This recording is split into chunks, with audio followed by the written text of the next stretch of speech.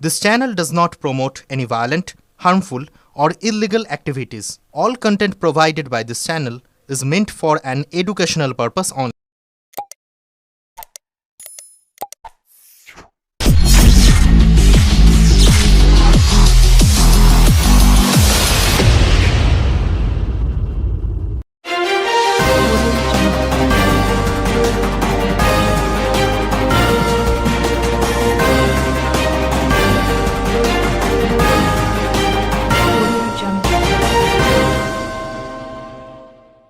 হলুদ স্কুটিতে চাপচাপ রক্ত, কিছুটা দূরে ডোবা থেকে উদ্ধার যুবকের মৃতদেহ।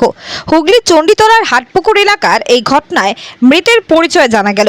খুনের মামলা রুজু করে তদন্ত শুরু করেছে পুলিশ। মৃতের স্ত্রীসহ সন্দেহভাজনদের আটক করে চলছে মোটিভের খোঁজ। স্থানীয় পুলিশ সূত্রে জানা যায়, রবিবার রাত 8টা নাগাদ স্থানীয়দের নজরে আসে নবাবপুর জনাই রোডের পাশে একটি হলুদ রঙের স্কুটি দাঁড়িয়ে থাকতে স্কুটির গায়ে লেগে চাপচাপ রক্ত, যা দেখে রহস্য ঘনীভূত হয়। স্থানীয় এক বাসিন্দা জানান, তারা হাটপুকুর মোড়ে বসেছিলেন, তখনই কেউ এসে রক্তমাখা স্কুটির খবর দেয়। গিয়ে দেখেন সেই রক্তের ফোঁটা ফোঁটা দাগ একটা ডোবা পর্যন্ত রয়েছে। স্কুটির পাশে পড়েছিল একটি অ্যাসিডের ভাঙা বোতল। স্থানীয়রাই পুলিশকে খবর দেয়। চণ্ডীতলা থানার পুলিশ আসে, খোঁজাখুঁজি শুরু করে। রাত 10:30টার পর ডোবা থেকে উদ্ধার হয় যুবকের মৃতদেহ। তার গলায় গভীর ক্ষত চিহ্ন রয়েছে। ঘটনাস্থল থেকে একটি হেডফোন, রক্তমাখা চটি ও স্কুটি উদ্ধার করেছে পুলিশ। আজ মৃতের পরিচয় জানা যায়।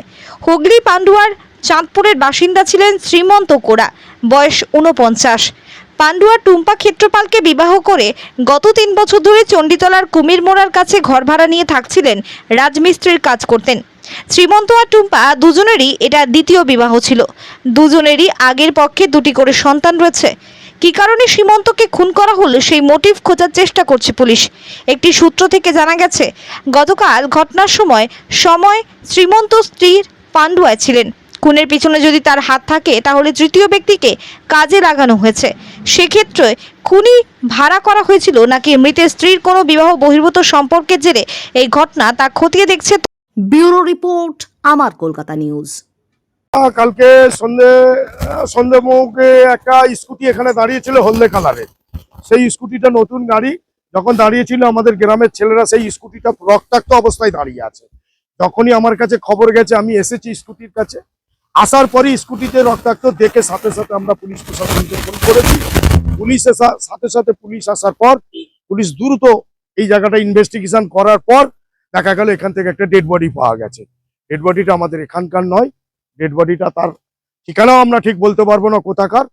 পুলিশ ইনভেস্টিগেশন করছে, পুলিশ ইনকোয়ারির মধ্যে আছে, কোথাকার পুলিশ নিজে জানিয়ে দেবে।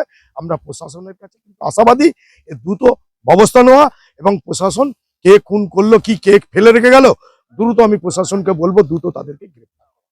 আমরাও কালকে শুনেছি ওখানে কোনো জায়গায় ভাড়া থাকতো, শোনা কথা, এটা শুনেছি ভাড়া থাকতো। এবার কার সঙ্গে ও কি আছে না আছে সেটা তো আমরা জানি না, আমরা লোকালে। তবে আশা করি পুলিশ সবকিছু বার করে নেবে। পুলিশের মধ্যে আমরা পুলিশের কাছে আশাবাদী আছি। না না, এগুলো কেউ জড়িত নয়। তার হতেও পারে, তার কিভাবে কি হয়েছে না হয়েছে সেটা পুলিশ একমাত্র বুঝতে পারবে ইনভেস্টিগেশন করে।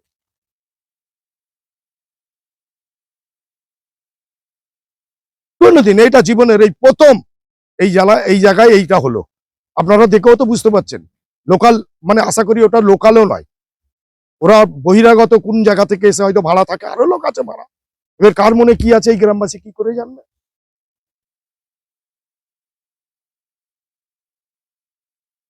এটা তো তার ব্যক্তিগত ব্যাপার, এটা তো আমরা কোনো এখনো আমাদের মধ্যে খবর নাই, তাও জানি না এখনো, সেটা আমরা পুলিশের কাছ থেকে জানতে পারি।